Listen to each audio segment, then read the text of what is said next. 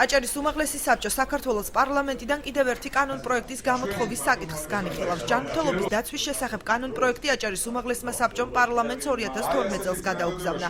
ჯემალ ფუტკარაძის თქმით, ჯანდაცვის სისტემაში მდგომარეობა გაუმჯობესებულია, ამიტომ ამ ინიციატივის საჭიროებაც აღარ არსებობს. გამოთხოვა მოხდა იქიდან გამომდინარე, რომ ჩვენ როდესაც გავაკეთეთ ამის ინიცირება წარვადგინეთ საქართველოს პარლამენტში, იმის შემდეგ დავიწყეთ კონსულტაციები.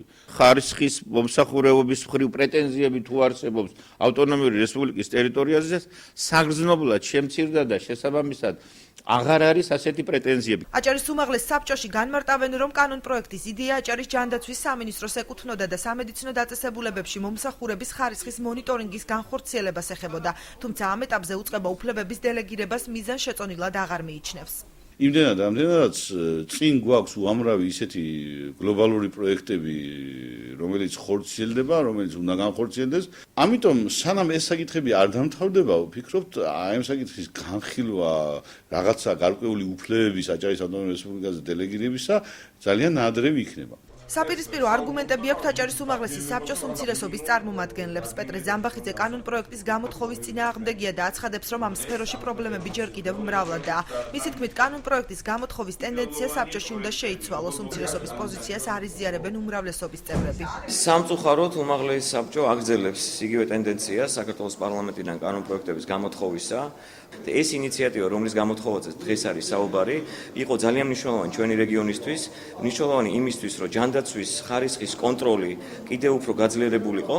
რაც შეეხება კანონ პროექტის გამოთხოვას პარლამენტიდან ზოგადად ტენდენცია მართლაც არ არის კარგი, მაგრამ თუ კი ავტორი ამ კანონ პროექტისა, ჯანდაცვის სამინისტრო ამბობს, რომ ამ ეტაპზე ათვლის მიზანშეწონილად, რომ ეს კანონი მოქმედებს და ისეც აქვს უფლება მონიტორინგი განახორციელოს. შეგვიძლია დავეთანხმოთ. აჭარის უმაღლეს საბჭოში პარალელურად გენდერული თანასწორობის საბჭოს შექმნაზე მსჯელობენ. მედია ვასაძის თქმით, ინიციატივა პოლიტიკური პარტიების დაკომპლექტებისას ქალების გააქტიურებას შეუწყობს ხელს. თუმცა არიან დეპუტატები, რომლებიც საბჭოს შექმნის აუცილებლობას ვერ ხედავენ. მთავარი ფუნქცია რა იქნება? ეროვნული სამოქმედო გეგმა პარლამენტს მიღებული გენდერული თანასწორობის საკითხებთან და ამ საკითხებზე გარკვეულწილად რეგიონალური ხელისუფლების მონიტორინგი. რომ ადამიანებს უბრალოდ ასე კანონის ჩაწერა და ძალით დავალდებულება, რომ აი შენ ქალბატონი ხარ და უნდა იყო აუცილებლად წამყვანი და უნდა იყო ლიდერი, ვერ დაავალდებულო. თუ კი სურვილი აქვს, პრობლემა არავის არ აქვს, მე ვფიქრობ. ბიუროს ხდომაზე დღეს სულ 5 საკითხი განიხილებოდა.